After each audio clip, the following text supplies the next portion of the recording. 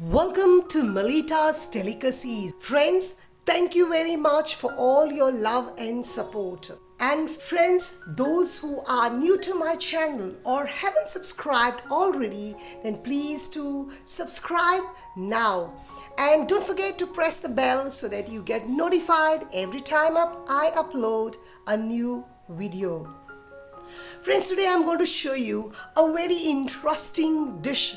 Now this dish is an African recipe gifted to Goa by the Portuguese, the Chicken Cafreal, or also called the Galinha Cafreal. So let's get started.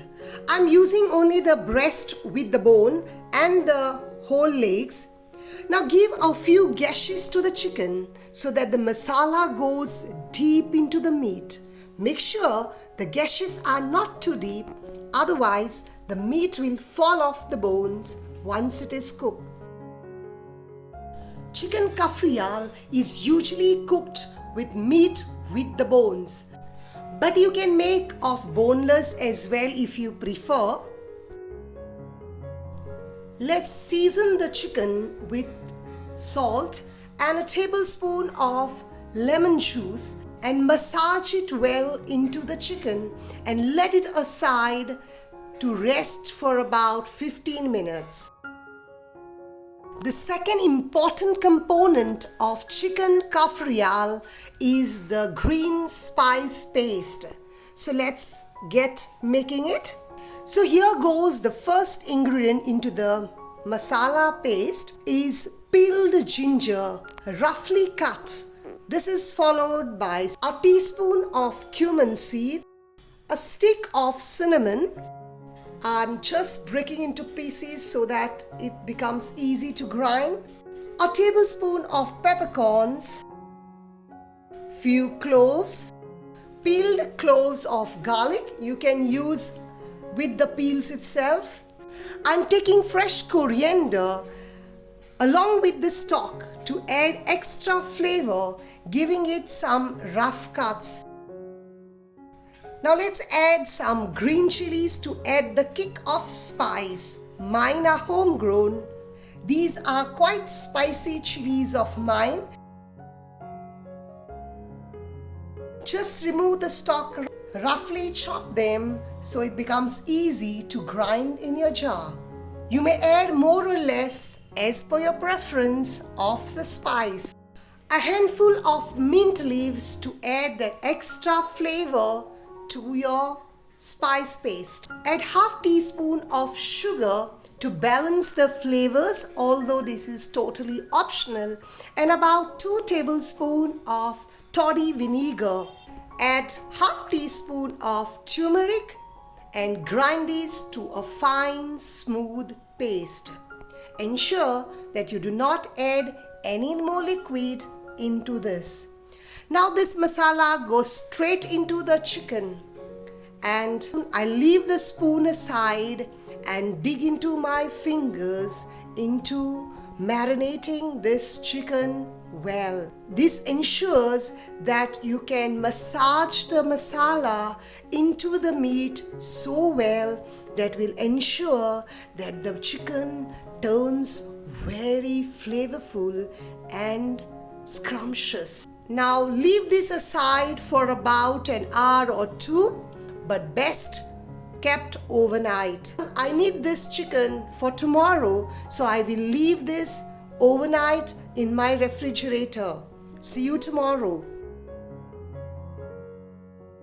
Here my chicken has marinated overnight and I'm sure it's going to be very flavorful.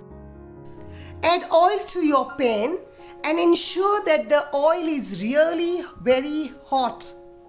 If the pan isn't hot enough, the chicken will start to release its water, and we do not want that to happen. So make sure your pan is very hot and the oil too. Place the chicken and let it get glazed and get this burnt kind of marks on each side. Turn the chicken every 2-3 minutes so that the chicken gets smeared on all sides.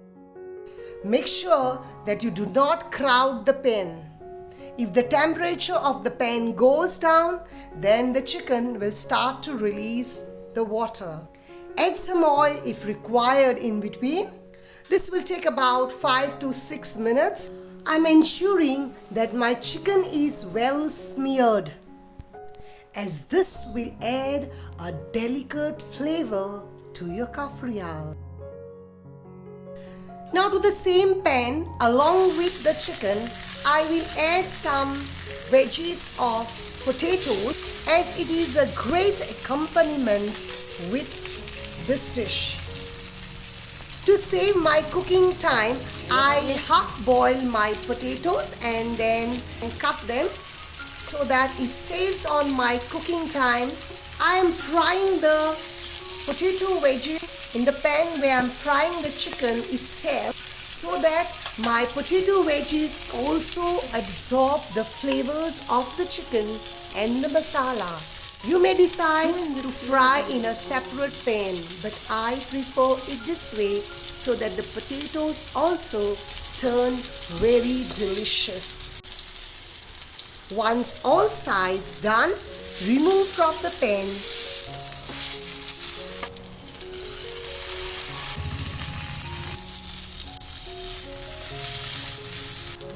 Now place the chicken back into the pan with some oil and pour in the leftover masala along with the little water from the jar.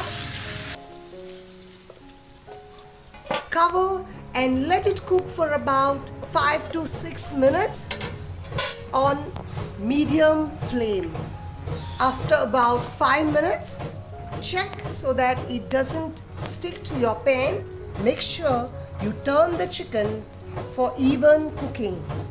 Sure, you wouldn't want to eat undercooked meat. Now at this point, I am going to leave my pan open and let the masala dry off completely. Once the chicken is cooked, let it rest for about 2-3 minutes. This will help to settle in the flavors. The chicken and the potatoes are well cooked now, and let's begin the plating.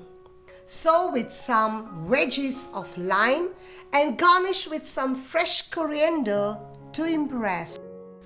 And my scrumptious chicken cafreal is ready to be relished. Try this recipe at your home, and this will certainly add the charm to your dining table.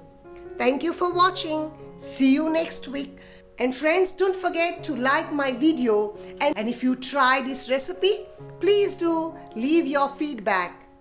Sure, you will enjoy trying this recipe if you follow the few tips that I have given throughout my recipe. And if you haven't subscribed already, then please do it now, and do hit the bell icon so that you get notified every time I upload a new recipe. See you next week with yet another interesting recipe. Until then, keep watching Melita's Delicacies for more interesting and exciting recipes. Thank you and God bless you.